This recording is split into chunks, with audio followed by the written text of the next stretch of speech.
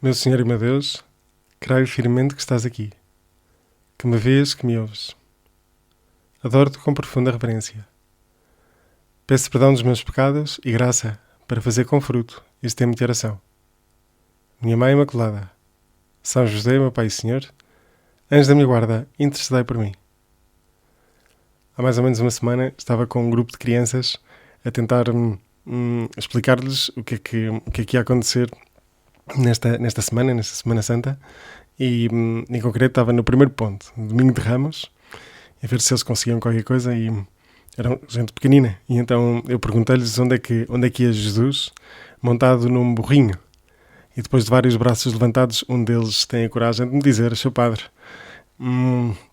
Jesus vai montado num burrinho para nascer em Belém. Essa era assim a sua opinião, e não sei, talvez seja bom, talvez nos ajude a rezar com este paralelo entre o Natal e a Semana Santa, e pensava no seguinte: no Natal, para nascer, Jesus entrou escondido em Belém, em cima de um burro, agora entra triunfalmente em Jerusalém. No Natal, Jesus foi anunciado por uns anjos, agora é clamado por crianças e quase pelas pedras. No Natal, não havia lugar para ele. Agora, os seus amigos fingem que não o conhecem. No Natal, Jesus foi posto numa manjedoura onde se punha a comida dos animais. Ontem, Jesus transformou-se em pão e os apóstolos fizeram a sua primeira comunhão. No Natal, tentam matar Jesus. Hoje vão conseguir. No Natal, Jesus nasceu numa gruta. No domingo, Jesus ressuscita num sepulcro cravado na rocha. No Natal, Maria não percebeu porque perdeu o seu filho durante 3 dias. No domingo, sim. No Natal, Deus ganha uma mãe. Hoje, Jesus, quando parecia que não podia dar nada mais, deu-nos a sua. No Natal, Deus nasceu para mim. Na Paixão, Jesus rezou por mim. Não dormiu por mim. Passou fome por mim. Sofreu injustiças por mim. Foi desprezado por mim. Tropeçou por mim. Foi coroado de espinhos por mim. Foi crucificado por mim. Perdoou por mim. Morreu por mim. E também vai ressuscitar por mim. Se nós, a cada um dos passos desta paixão que hoje consideramos, se te perguntássemos a ti, Jesus, sobre o sentido da tua dor, da tua doença, da tua angústia, talvez, Jesus, tu não nos respondas. Talvez simplesmente fixes em nós um olhar e, com a cruz aos teus ombros, sem alargar, caminhos ao nosso lado em silêncio, olhando para mim, dizendo-me com o teu olhar: Jesus, é por mim, Senhor, é por mim que fazes tudo isto e não te arrependes. Outra relação entre o Natal e a cruz talvez seja também no silêncio.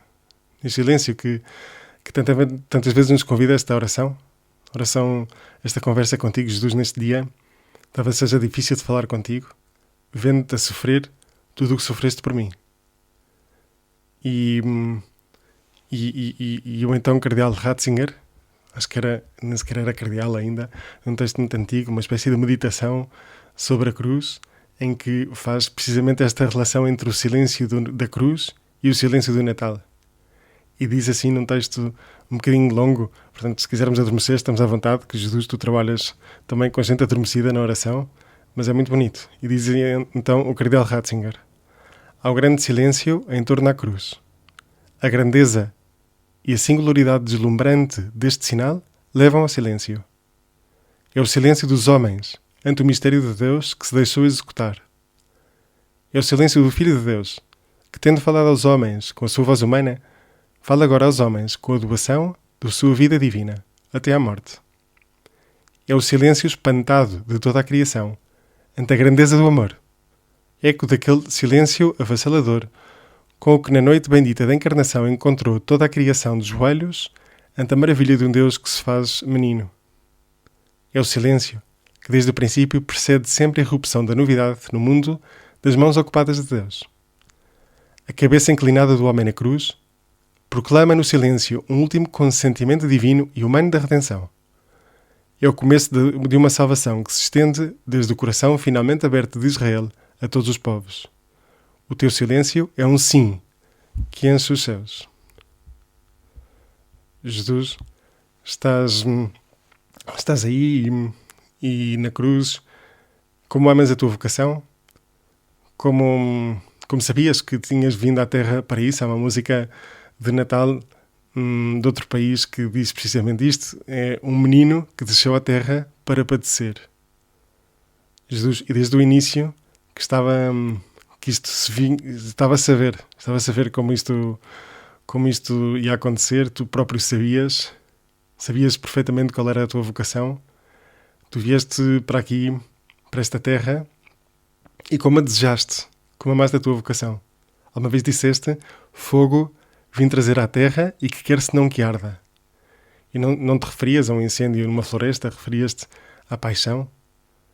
E outro momento em que foram uns gregos ter contigo e queriam perguntar-te, queriam falar contigo, e não tinham coragem. Então foram ter aos teus discípulos, e os teus discípulos lá foram falar contigo, dizer-te isso, esta novidade. Havia uns gregos que se sentiam atraídos por ti, pela tua verdade, pelo teu olhar, pelo teu sorriso. E tu disseste: e quando eu for exaltado da terra, atrairei todas as coisas a mim. Senhor, a tua vocação, a tua entrega, este momento de hoje, estava no teu coração. Desde o início da tua vida até ao fim.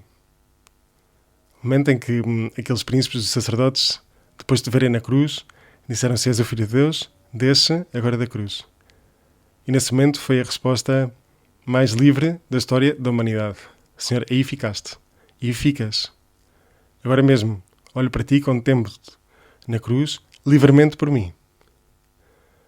Papa Leão, o Leão Grande do século VI, talvez este nosso Papa também seja Leão Grande, Leão Magno, disse uma vez uma coisa que ficou para a história da literatura cristã, que foi assim: não há nenhuma outra razão para o Filho de Deus ter nascido do que para ser pregado numa cruz. E, Senhor, ao contemplar-te agora na cruz e lembrar-me daquelas tuas palavras: não há maior amor do que aquele que dá vida pelos seus amigos. Senhor, eu ainda não era teu amigo. Naquela altura ainda era um negador, ainda era uma pessoa que te desprezava, ainda não queria saber a tua vontade, sabia, mas fugia dela. Senhor, quero continuar a comover-me olhando para ti, Jesus morto para mim na cruz. Como é que eu ainda posso continuar a dizer-te que não? Como é que eu ainda posso continuar a atrasar a tua vontade para mim? Tarde te amei, formosura, beleza, tão antiga e tão nova, tarde te amei. Como se entendem agora, Jesus, neste dia, estas palavras de Santo Agostinho? Como as entende também para mim? Tarde te amei. Jesus, que pena. Que pena não te ter dito logo que sim. E continuando com isto das crianças, nas histórias, os heróis podem ter um dragão pela frente, mas sabem que há uma princesa que os espera e que os enche de coragem. E lembravam desta coragem, Jesus, tu dizias: tendo coragem, eu venci o mundo. Jesus, olhando para ti na cruz, olhando para aquilo que tu fizeste por mim, entendo um bocadinho mais porque é que dizes isto. Este é o segredo desta perseverança, este amor que tens por mim. Senhor, e se tu fizeste isto por mim, o que é que me pode parar no mundo? Nem os meus erros me podem parar, porque sei que sempre volto para ti, com os braços abertos, sempre, para me receberes, para me perdoares, para me consolares. E estavam junto da cruz de Jesus, sua mãe, irmã de sua mãe, Maria, mulher de Cleófas, e Maria Madalena. E nós estamos aí também, com Santa Maria. Há um famoso livro de um filósofo português, um livro extraordinário, chamado Miserere, que é um momento em que conta um estratagema que tinha o autor para fazer oração. Às vezes nós somos convidados a fazer-nos pequenos para fazer oração, como crianças, diante do seu Pai grande, Deus. Isto ajuda muito. Mas esta pessoa aconselhava a fazer ao contrário. De vez em quando, olhar para Jesus como muito pequenino. E talvez por ser filósofo, gostava de explicar os seus argumentos e explicou de um modo muito interessante o porquê. Porque é que ele se via com autorização para olhar para Jesus como pequenino. E dizia assim: ele foi-o durante muitos anos e também assim nos redimiu. Se houver risco de menor ortodoxia em dizer isto, argumentarei com um caso muito concreto. Todas as mães veem os filhos como miúdos, mesmo se já barbados. Quando a Virgem contemplou Jesus pregado na cruz e depois o recebeu morto nos braços, estou de todo convicto de que olhou para ele com os mesmos olhos com que o via quando ele era menino. As suas mãos chagadas, escorrendo de sangue, olhavas ela como aquelas mãozitas brancas com quem garoto brincava e lhe afagava a cara.